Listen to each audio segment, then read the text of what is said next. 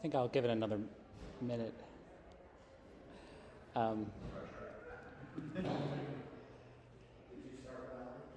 No, we're waiting for you. He was thinking very deep thoughts. We're all about to be thinking very deep thoughts, so buckle up, everybody. Buckle up. Okay, I think we can get started. Before you begin, may I just Yeah. say one thing? Yeah, go ahead. This is a very deep thought, too.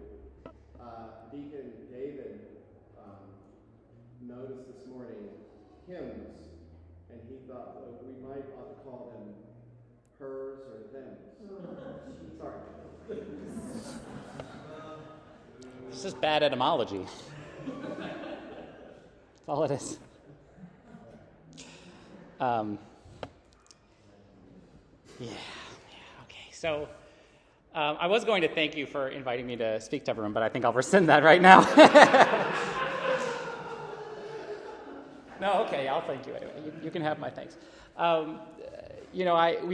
really enjoyed this series so far on kingdom culture. Father Patrick's initial introductory talks on culture.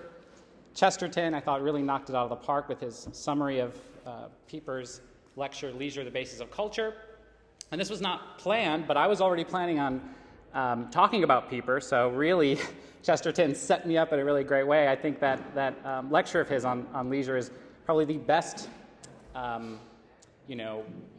preparation we could have for diving into this topic of philosophy and what is the relevance of philosophy for culture and for our kingdom culture, really, at the end of the day. Okay. So I will be talking more about Pieper. I mean, if you look at the way the book is, I mean, the first part of the book is, the first lecture is Leisure, the Basis of Culture. The second lecture is called The Philosophical Act. It's not a coincidence that these lectures were paired together. The Philosophical Act builds on a lot of what Pieper's doing in Leisure, the Basis of Culture. I'm not going to be exclusively talking about Pieper. I'll be, especially in the earlier part of my talks, I think I'm plan to do 3 at the moment. I'll be talking more about Pieper and then move on, but I think you'll see that there's a continuity in what we've been talking about the last few weeks, if you were here, and where we're going with philosophy. So it'll be a bit broader than what just Pieper, right? I mean, I will be bringing in a bunch of other sources, especially as we go on. We'll be looking at sort of historically, how has the church appropriated philosophy? Why? How did the fathers do this? Why did they think it was important? What did they do when they were, bringing in the truth that was there outside of the church, and it was God's truth, so we brought it into the church, made it part of our heritage, part of the way we thought about the world, part of the way we saw the world. So we'll be doing a lot of that too. And at the same time, it'll be narrower than what Chesterton was presenting on, because philosophy is one type of leisure activity in Pieper's sense of the word, right? It's a specific kind of leisure activity, so we'll be narrowing our focus to just that. What is it? Why is it important? What role does it play? So we'll be zooming in and enhancing and getting a better understanding of what philosophy is here. Okay. But before we get back into Pieper, I want to take a step back and ask a more sort of basic question. Maybe it's in the back of your mind, is sort of, okay, why philosophy? Really, do we need to talk about philosophy? Why should I care about philosophy, right? Maybe it's okay for a bunch of old dead Greeks. Maybe it's okay for, very nerdy, probably disgruntled young men who like to argue about things. What does it have to do? There's several of us in this room. What does that have to do with us? What does it have to do with St. Patrick's? What does it have to do with our kingdom culture? And you might even be saying, okay, I heard Chesterton presented on Pieper. It doesn't have to be practical. There's more to life than what's practical, right? He did get that question, though, about whether his presentation would be practical or just philosophy, right? But even if we acknowledge that it's not going to be practical in this immediate sense, right? Practical in the sense of puts food on your table or a roof over your head. We can still ask the question of why would it be relevant, right? Why should we care about it? Why does it matter? You could start sketching out a few initial answers to this question. You could think about, philosophy has consequences. Ideas have consequences, right? stuff starts in the ivory tower, but it trickles down into our world, and so there's philosophical ideas out there. Okay, that's one good answer. That's one thing we'll be talking about a little bit. Or you might think of it as, from the perspective of, we all have some philosophical beliefs, we all have ways we understand and think about the world, even if implicitly. Maybe we didn't, do a bunch of philosophy and arrive to these conclusions, but maybe we soaked it up in the world around us, or from our families, culture, society. So, maybe philosophy is worth thinking about because we all are in it, whether we know it or not. And I think that's another, good answer. But Pieper has a bit of a different answer, one which I think goes a bit deeper than that, one which goes beyond that. Not to say, again, that those answers are bad. We're going to talk about those too. But Pieper has a particular answer to this question that I think is worth drawing out based on what he sets up in Leisure, the Basis of Culture. Okay. But there's a second question. This is another sort of quasi-objection here. Should Christians do philosophy? Should Christians do philosophy? You might, look at a few passages from Scripture and think, doesn't seem like the Bible has a lot of nice things to say about philosophy or the idea of Greek wisdom. Doesn't Paul say in Colossians that they need to beware of philosophy and vain deceit? Doesn't he say in the beginning of his letter to the Corinthians, that God's destroyed the wisdom of the wise, quoting Isaiah? Doesn't he say God's made foolish the wisdom of the world? Doesn't he say, it's the Greeks who seek wisdom, but what we preach is foolishness to them, right? Or you could think of what Christ says himself when in Matthew's gospel, where he says, he thanks his Father that he has hidden these things from the wise and revealed it to the little children, right? Okay, so it seems to be this opposition. Or you could think of what the psalmist says when he says, I've not, raised my eyes high. I've not occupied myself with things that are too high for me. You might read some of these passages and think, it sounds like there's some opposition between our faith on the one hand and a sort of philosophical endeavor on the other, right? You might get that impression. And some Christians in the early church certainly had this impression.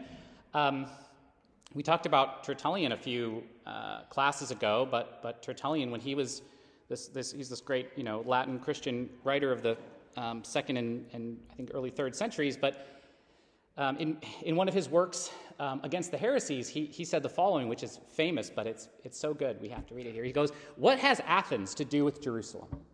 What does Athens have to do with Jerusalem? What concord is there between the academy and the church? What between heretics and Christians? Our instruction comes from the porch of Solomon, who had himself taught that the Lord should be sought in simplicity of heart.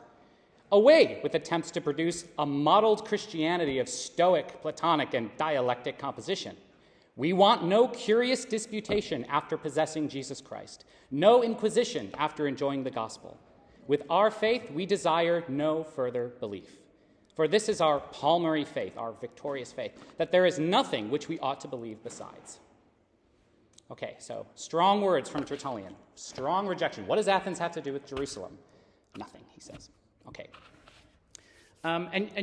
This view also came up in other periods in church history. I think, from my understanding, a lot of the Protestant reformers' complaints about the state of theology at the time is that it had been sort of taken over by this foreign philosophical system and contaminated by it. And what we needed to do was, rip this, extract this sort of Hellenized thing out of it and go back to the gospel itself, right? The simplicity of the gospel. And you see this again when you have, again, later in the 19th century, the German historical critical theologians who did the same thing, who thought that there was a big problem with theology. It had gotten mixed up with all this Greek philosophical stuff, and we needed to somehow save it from that and go back to the pure gospel, right? Okay, so that's pretty strong. Do we believe that? Well, I mean, if you looked at some quotes that are out there, if you look at some things that some Orthodox fathers say, and granted, Tertullian's not exactly that. He died a heretic outside the church. But if you look at some other Orthodox fathers, you might find something that sounds similar, has a similar flavor to it, right? So there's a quote that goes around, makes the rounds on Facebook every once in a while, and I see it pop up, and I think it's very interesting, from St. Nectarios of Aegina, who died in 1920, so a fairly recent saint, where he says, Christianity is not a certain philosophic system.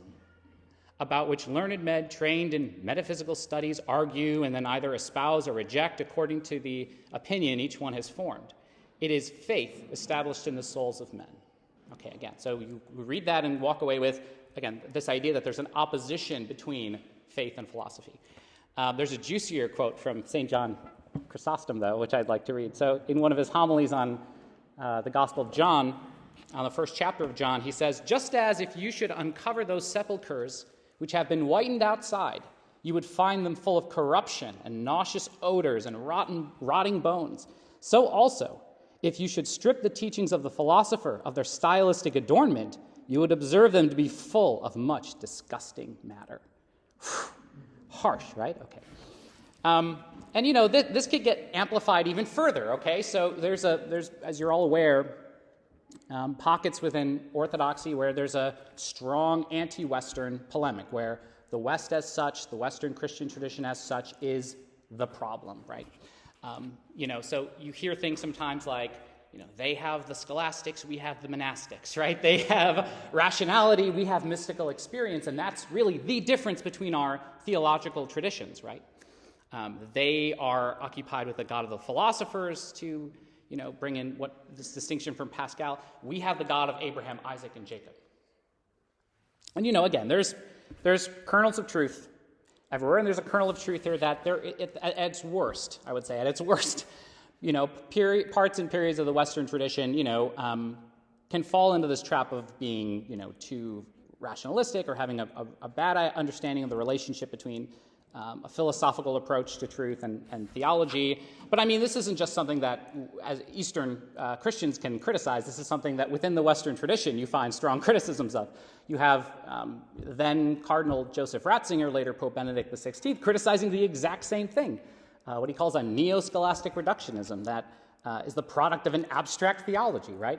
So again, I think we understand that's not the best of the Western tradition. That's not where we want to go. And it's very real, but we don't want to throw the baby out with the bathwater. We don't want to say, therefore, we're the opposite. We are we reject reason, we reject rationality, we reject any kind of philosophical dimension to our theology or to our faith. But again, what do we do with these quotes then, right? What do we do with these passages? It might seem like, at best, philosophy is, superfluous or obsolete or something, right? Maybe it was okay for Plato and Aristotle and Socrates, but now we have Christ, so now we have the better thing, and we can kind of toss those guys away. And in the worst case, it's downright dangerous, right? It is going to pervert your faith somehow, right? Okay, so those two questions, I want us to keep those at the forefront of our mind, or at least, I guess more in the back of our mind throughout this. Is philosophy relevant? What does it matter? What's the point of philosophizing? What does it mean to do that? What does it mean to engage in philosophy? I think if we answer that question, we'll have a much better picture of where it fits into our culture, where it fits into our development of kingdom culture, where it fits into specifically St. Patrick's in Bealeton, Virginia in 2021. And then secondly, again, this question of should Christians do philosophy? Really, what is the relationship of the church to philosophy? What does it mean for a Christian to engage in philosophy? So the first part of what I'd like to talk about is about that first piece. It's about Pieper's The Philosophical Act. What does it mean to engage in philosophy, and why does it matter? And then secondly, I'd like to approach more of this question of how has the church engaged philosophy? How has it appropriated philosophy? It hasn't been didn't sort of naively just say, it's all good, bring it all in. No, it had this discerning attitude of there's truth outside there, like truth that, people like Plato, Aristotle, and far beyond that, centuries and centuries beyond that, into the modern era, have seized upon important truths, and we want to say, cool, that's ours, right? Bring it in and synthesize it, harmonize it, appropriate it within our culture. So I'd like to talk about some more details of how exactly has the church done that, and how could that inspire us to take a similar approach. Okay. Any thoughts or questions so far? I'll pause before diving back into Pieper and leisure and all that good stuff. Okay. Seems like you're with me so far. Great. So back to Pieper. Okay, so he starts this second lecture of his, The Philosophical Act, with this question: what does it mean to do philosophy? And already you might be chuckling to yourself, like, isn't that the most philosopher question to ever ask? It's bad enough that they're doing philosophy. They have to ask philosophical questions about what it means to do philosophy. Okay. But, we had to do this we have to do this all throughout our course. We're asking questions like this, right? We had to ask the question, what is leisure? What is culture? Now, if the claim is philosophy plays an important role here, we need to get a bit of a clearer picture in our heads of what does it really mean to do philosophy. And I think it's important that Pieper is framing this as, what does it mean to do philosophy? What does it mean to philosophize as an activity, right? Because we might think of philosophy as just something you have, right? Plato has a philosophy, or Kant has a philosophy, or Timon and Pumbaa have a philosophy. They say it's right there in the lyrics of the song.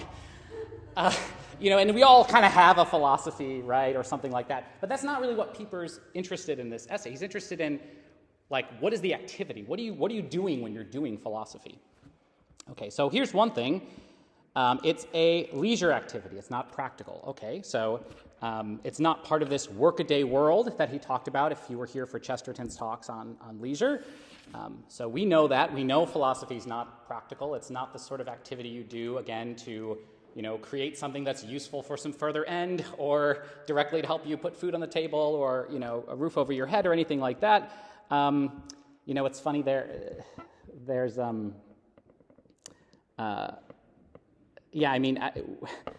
the funny thing is, I did do a philosophy major in college, and of course, one of the main, what's the main question, I should say? What is the main question everyone asks you when you study something like that?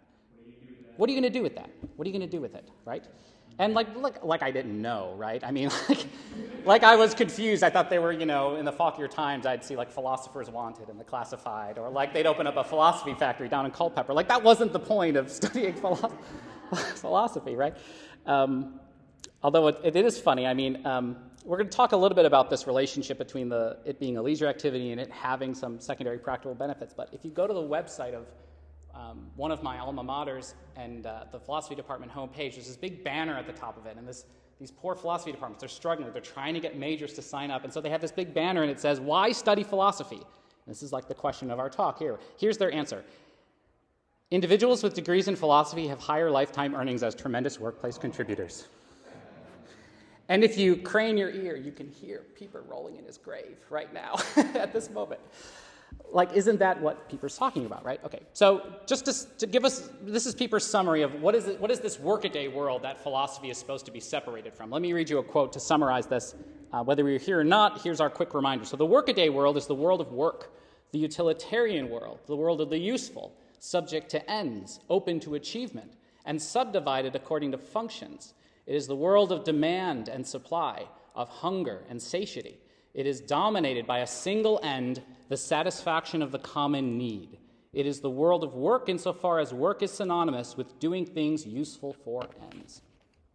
Okay, that's the summary, the picture of this workaday world. So we know philosophy is not part of that. So as Pieper is trying to start to unpack what philosophy is, he says, well, it has a family resemblance to some of these other leisure activities we might be familiar with, right? We might engage in things like poetry, aesthetics, prayer.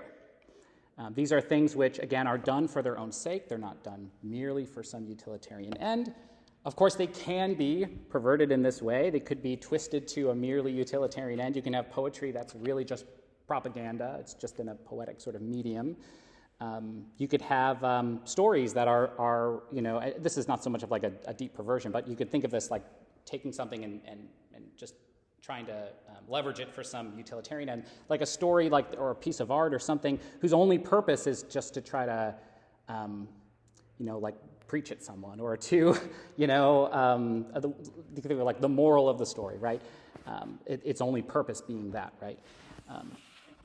Or you could have, a perverted form of philosophy that is really just sophistry. Again, it's trying to teach people to sort of have this, put on the appearance of doing philosophy and engaging in these meaningful questions, but you're really just trying to achieve some end. You're trying to win an argument or something like that. But all these things, poetry and aesthetics and prayer, he says they're bound up together. They're actually bound up together. It's not a coincidence that these are all, leisure activities. These are all things we do as human beings that are connected to each other. So, philosophy, good philosophy, will be to some extent poetical, and good poetry will be to some extent philosophical.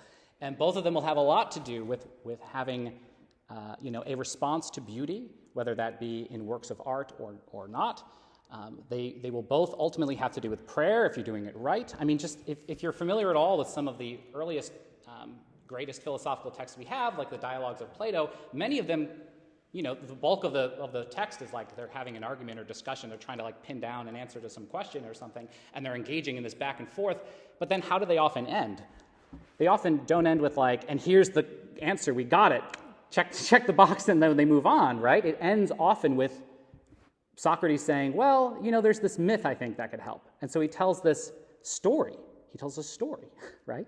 Which conveys something of the transcendent truth that they're trying to pin down with their, pithy human language.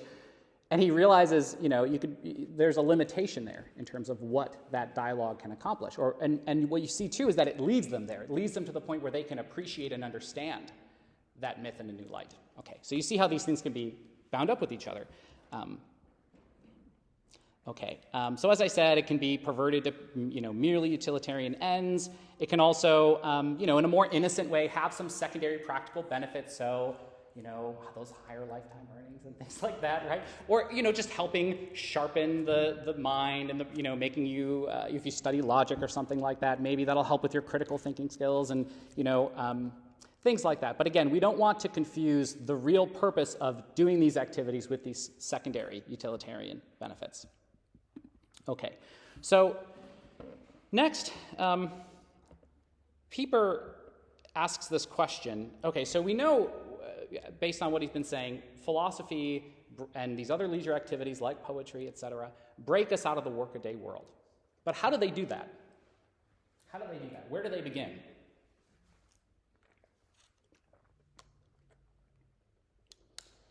And his answer is they begin with a shock. That's the word he uses, or at least in the translation, a shock. They begin with a shock to your system. An experience in which man's relation to the world is convulsed and shaken. Do you think that's true for, like, poetry, for example? Let's start with poetry. So say more, tell me more. If that resonates, tell me more.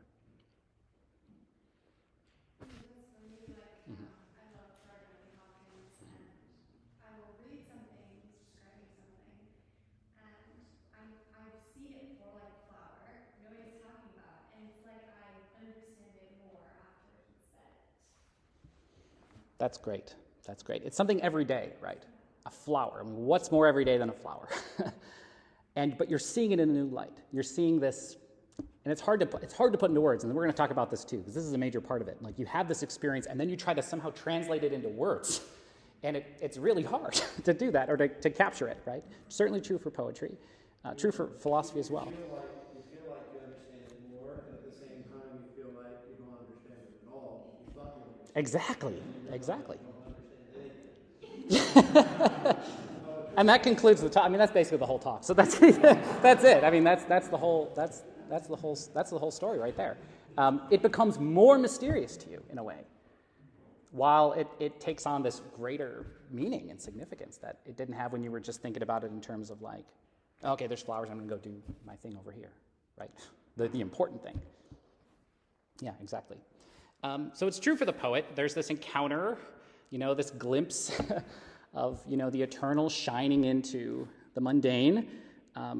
There's a response of wonder. This is something that Pieper talks about a lot, and that has talked about by a lot of people, going all the way back at least to Aristotle, this sort of thing. But there's a response in wonder, right? I mean, when you have this experience that shakes you, it could be the eyes widen, the jaw drops, the body, trembles, the spirit is lifted, right? There's a primordial experience of wonder that is the root of this.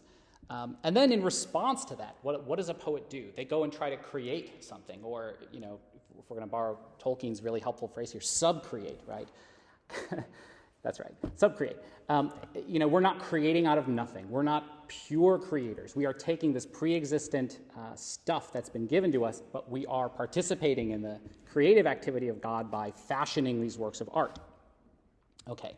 And for the poet, this is subcreation of a very specific kind. It's not writing a play. It's not painting a picture. It's creating a poem. Okay. Now, what's interesting is that there's a real parallel in what the philosopher is doing when they're doing real philosophy. And Pieper quotes something from Aquinas, his commentary on Aristotle's metaphysics, where Aquinas says the philosopher is related to the poet in that both are concerned with mirandum, with wonder, with marveling, and with that which makes us marvel. Okay, so that same experience of wonder, that's the root of philosophy. And that idea that philosophy begins in wonder goes back to the ancient Greeks. Aristotle says this toward the very beginning of his metaphysics. So how does the philosopher respond, though? Not by creating poetry, that's for sure. No one, rarely would you pick up a philosophical text and confuse it for poetry. So what is the philosopher doing, right? When they're responding to this wonder. So one thing that's interesting is they're still turning to language. They're still turning to words to try to put into words something that mirrors what they experienced, the reality of what they experienced. They try to, speak a word that somehow captures the essence of things, which is, we're starting to get a bit more philosophical here, but however imperfectly, right? So you can think about this in terms of the logos. Father Patrick talks about this a lot, right? I mean, there's the logos, and then there's the little logoses that get put into creation, right? And then in turn, we have a logos, a word we speak that tries to mirror the reality that's out there in front of us and ultimately mirrors God himself, God the logos. And we try to do this in a way that somehow captures what is essential. And I think this is probably one of the main differences between how the poet approaches things and how the philosopher approaches things. There was this great exchange a while back on Facebook, on Father Patrick's Facebook actually, where James Matthew Wilson commented on this, and he said something like, he was saying, well, the philosopher will, be doing will be somewhat poetical or something like that, and the good poet will be doing philosophy. But then he said, the poet will always remain more sort of existential, right here in front of you, your life and this application right here in your experience, and the philosopher will kind of go in the other direction and look for what's essential, sort of what's necessary, eternal, what's really at the core behind things, right? And that these are not opposed activities, they're just different directions we can go in response to this reality and creation in front of us. And so with this comes a kind of an attempt to provide a rational articulation of the reality that's formed by the logos, right? I mean, this is a world which is created by and through the logos, right? And then with our own reason, we find it before us, and it's intelligible, right? We can try to unpack it. We can actually penetrate and understand something of the world around us. This is the kind of response that the philosopher has or tries to do. And this is also related to what Pieper talked about when he drew this distinction between intellectus and ratio, these Latin words. Does anyone remember what that distinction was? Did you? No, you didn't. Do you want to try anyway? Intellectus and ratio. What was that? Intellectual and mafia? Yeah, I'm sorry. Yeah, sorry about that. Yeah, so they're Latin words, which is why they're going to sound funny. So intellectus and ratio, ratio, looks like ratio. Ratio is the discursive kind of information. Yeah. Sort of rational crunching of data, and in a discursive manner. And the intellectus is the reception of the transcendent. Yes. Or maybe you say that. Yeah, no, that's it. So at points, Pieper describes intellectus as, and this is my favorite way of describing spiritual vision. So think about the analogy with vision, right? We see, like Chesterton's talking about, we see the rose, we take it in, it's receptive, right? We take it into ourselves and understand it. But there's another level on which we can do this, and it's not just our senses, it's on a spiritual level. And this is what the Intellectus is. And this is pretty much directly parallel. I mean, this is directly parallel. Like in Latin, it's Intellectus. In Greek, it's nous. So if you come across this idea of nous ever in Orthodox theology, it's the same thing. It is this faculty in us to have spiritual vision, to see this transcendent, right? The transcendent truth, transcendent goodness, transcendent beauty. And then ratio, on the other hand, usually a placeholder for the Greek, it's like logos or dianoia or something like that. But it is this, it's like being able to reason and argue and have syllogisms and like draw conclusions and all that. And that's all good stuff, right? But which of them is higher? Obvious answer, Intellectus, right? Where if philosophy just engages at the level of ratio, if it just engages in the argumentation and the syllogizing and all that stuff, that's where you get into trouble. Because you can think that you're being more rational because you're just doing this ratio type activity in a really intensive way. But in reality, you could be missing the truth that's right there in front of you because you've kind of blinded yourself or cut yourself off from that spiritual vision, and you're just engaging in the rational argumentation. This is where you get like lost in these abstractions and rabbit trails and things like that, missing the point right in front of you. Yeah. It's kind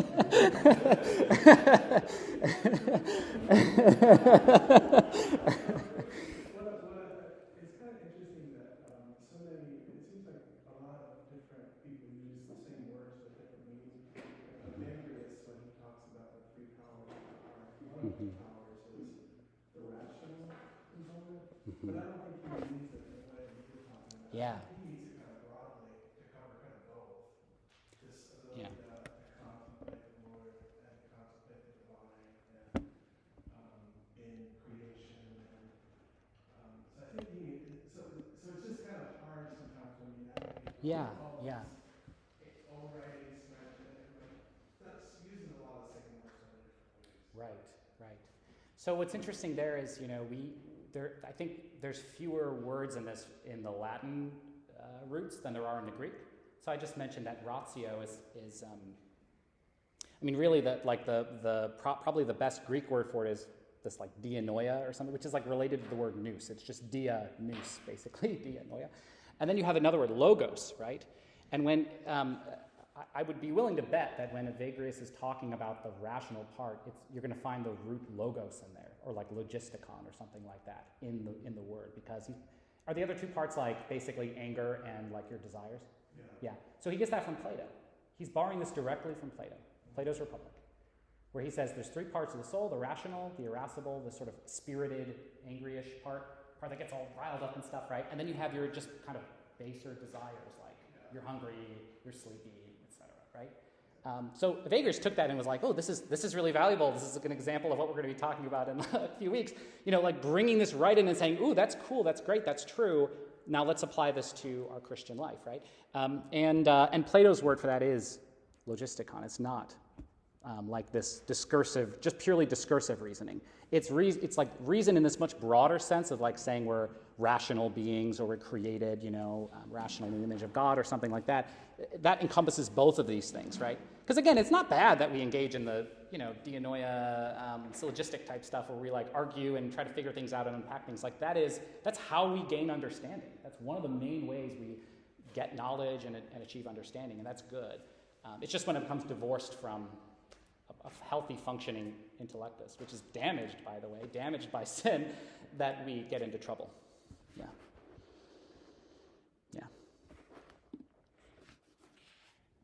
Okay, so as I was saying, right, we get into trouble. I think of this great part of G.K. Chesterton, the other Chesterton, I should call him now, the fat one. Yeah. That's good. Where he says, he has this great, he's always like turning things on their heads and giving these, definitions where he's, sort of subverting expectations. He was doing it before, it was cool. Where he says, the madman is not someone who's lost his reason. He's someone who's lost everything but his reason. And he means this discursive reason, right? I mean, conspiracy theorists have an answer to every question. They have it all figured out. It is this comprehensive, it's the big board with all the papers, all the lines drawn between them. It's all figured out. He figured it out. He cracked the code, right? That's what happens when you lose everything but your reason, because you can't, and this is where, again, you lose the intellectus, you lose the spiritual vision, you can't see the truth right in front of you, but you kind of have this whole system to explain away everything. That's what Pieper's talking about. Okay, so he says, just to do philosophy, you got to be shaken, right? The bug's got to bite you. You need to have this sort of understanding or realization that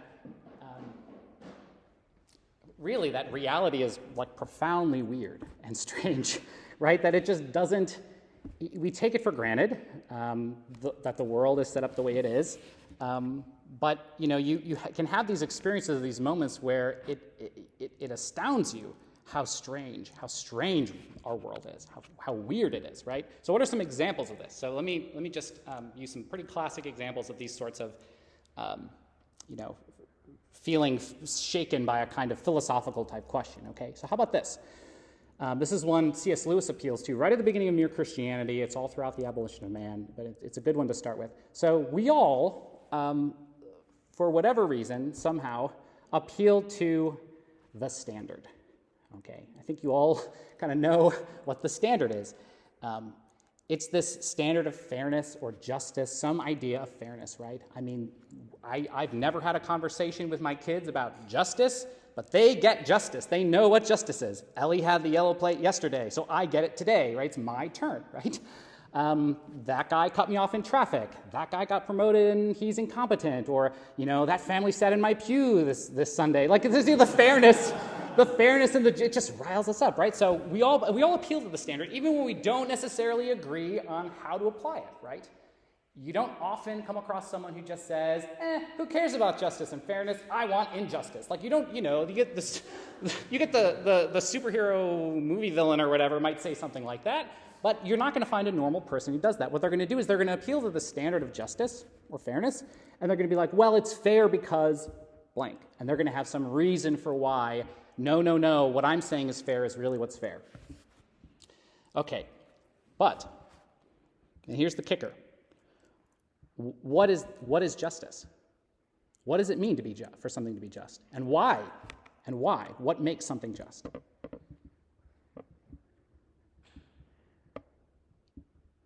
I mean, I don't know. I knew what it was until you asked me about it, to paraphrase St. Augustine, where he says that about time. He's like, I knew what time was until you asked me what time was. And I was like, well, what is time? Like, wait a minute. What in the world is time? He says that in the Confessions, which we'll be coming back to as well, because that is a profoundly philosophical text. Not just a personal or autobiographical one, but philosophical. And so you might try to figure this and say, well, like, what's just is like what's, it's what's fair. And I'm like, okay, but you kind of just gave me a synonym for justice, right? Or you might say, well, it's like what we have a right to or something. But again, we're kind of dancing in circles here. What rights do we have? Why do we have these? Why do we have these rights? Why should I suppose that I have a right to this, that, or the other thing, or whatever, right? So we find ourselves in this situation where, to paraphrase Michael Scott, like we know what we're talking about, but in a much more real sense, we have no idea what we're talking about, right? And this should bother us. This should confuse us. This should perplex us. This should, I don't want it to keep you up at night, but you might get bit so hard that you're like, I'm really bothered by the fact that we all appeal to it. We all know what it is, but we don't know what it is. We end up more confused, as Father Patrick said. It's more mysterious, this thing that was perfectly everyday ordinary. I mean, this is not, because what's fair, like making appeals to the standard there, that's not an abstract thing. That's something we all do every day, all the time. We love to complain about our rights getting trampled. We love to complain about things not being fair. But what is it? What is justice? Okay, so we know what it is, but we can't say anything intelligible about it. That's the confusion. That's the perplexity, right? Okay, let's try another one. How do we know what's true?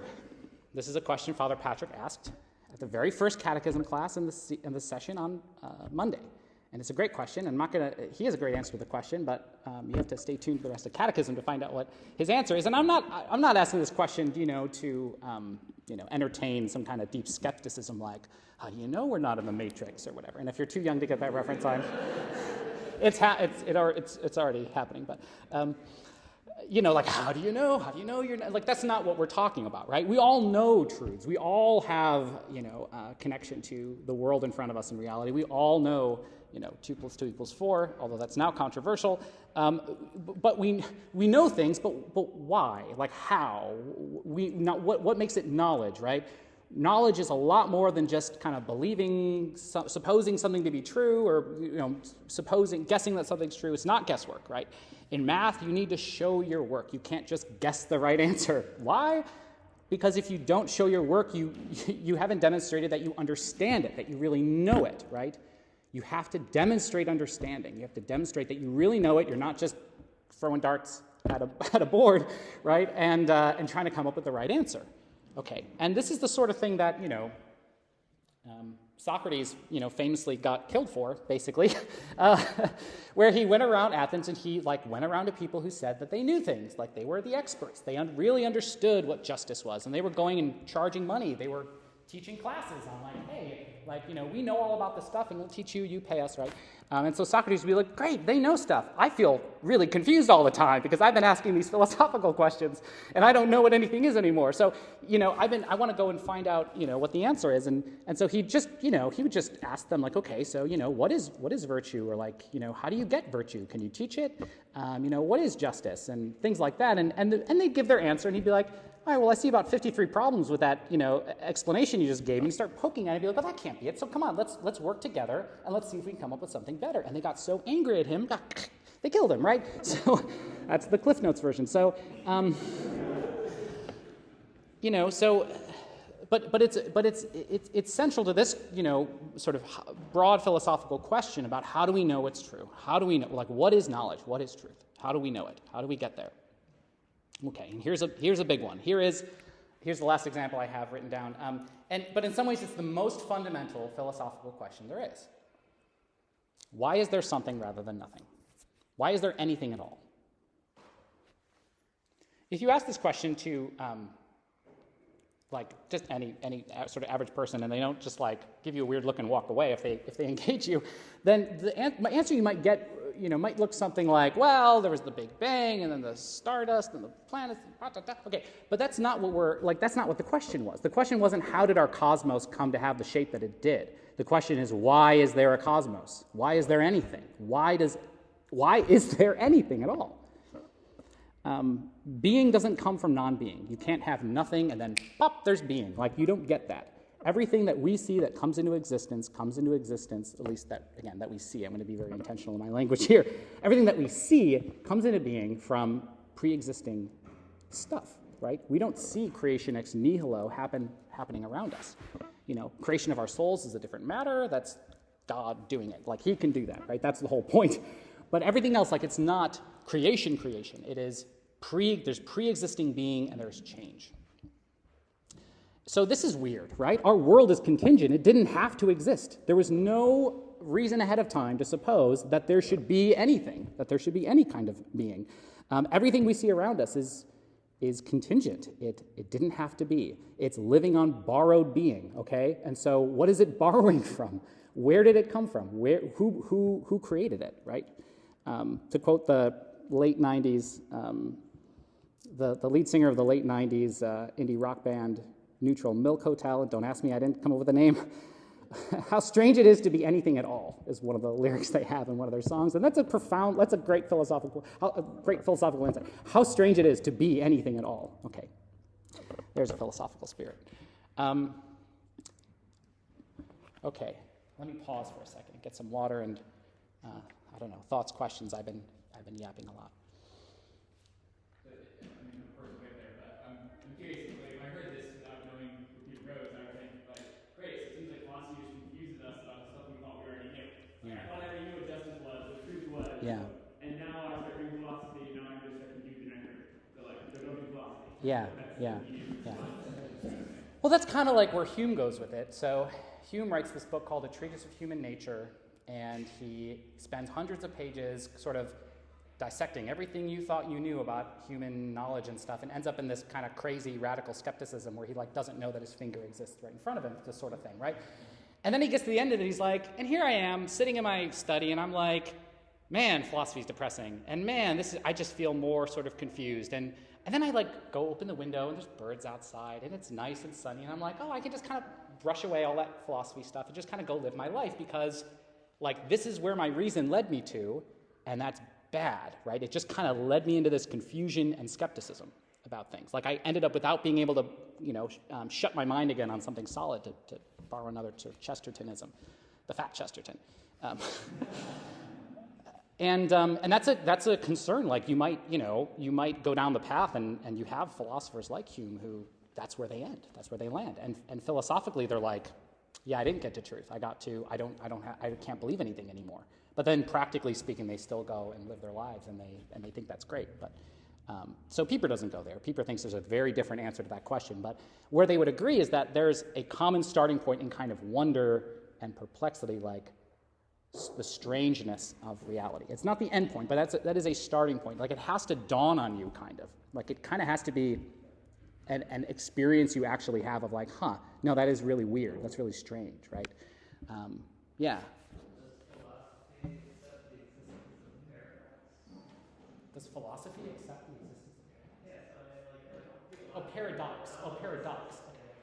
Well, knowledge of a paradox exists, like a non-paradox. Does philosophy accept that we? Yeah, I mean, you can do philosophy, and I mean, so I think the question, does philosophy accept it, is probably not exactly the right question. But I know where you're going, right? I mean, it's not like philosophy accepts or rejects things. But when we do philosophy, we might conclude with, we have to accept a paradox, and like there's limitations to what our language can say. Like we try to respond with that sort of human logos, that human word, but there's limitations there. Like we will get to the point where the most true thing we can say about it is this paradoxical statement, right? Yeah, and if you try to force it and force the paradox to go away, you'll probably end up in a bad place.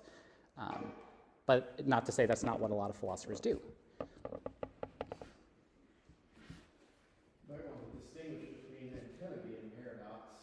Antinomy being not a real paradox, but a seeming paradox.